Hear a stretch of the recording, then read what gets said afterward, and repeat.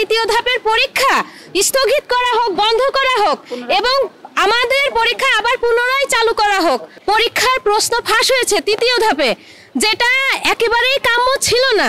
এভাবে যদি প্রশ্ন ফাঁস হওয়া চলতে থাকে তাহলে মেধাবীরা অচিরেই ঝরে যাবে এবং দেশ আস্তে আস্তে খারাপের দিকে যাবে। প্রশ্ন ফাঁস হয়েছে, যথার্থ প্রমাণ রয়েছে, তথ্য রয়েছে। বিশেষ করে রাজনীতির মাধ্যম থেকে প্রশ্ন ফাঁস হয় এবং রাজনীতি জেলায় এর অনেক প্রশ্ন আউট হয়। এই কারণে অনেক মেধাবী শিক্ষার্থী, দেখেন এখানে অনেক শিক্ষার্থী যারা মাসের পর মাস, বছর পর বছর তারা পড়াশোনা করছে, কিন্তু তাদের পরীক্ষা ভালো হয়নি। যারা প্রশ্ন ফাঁস করেছে তাদের শাস্তি চাই আমরা। এই জন্য আমরা মানববন্ধন করছি, পরীক্ষা বাতিল হোক এবং পুনরায় পরীক্ষা নেওয়া হোক। আর যা ভাইবা এখন আপাতত বন্ধ করা হোক। একইভাবে প্রশ্ন আউট হচ্ছে এবং ঊর্ধ্বতন কর্তৃপক্ষ কোন রকম প্রক্রিয়া কোনো গ্রহণ করতেছে না। বারবার আমরা একই ধরনের সমস্যার সম্মুখীন হচ্ছি।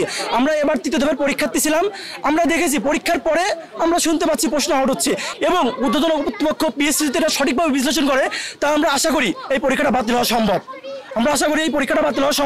আমরা চাই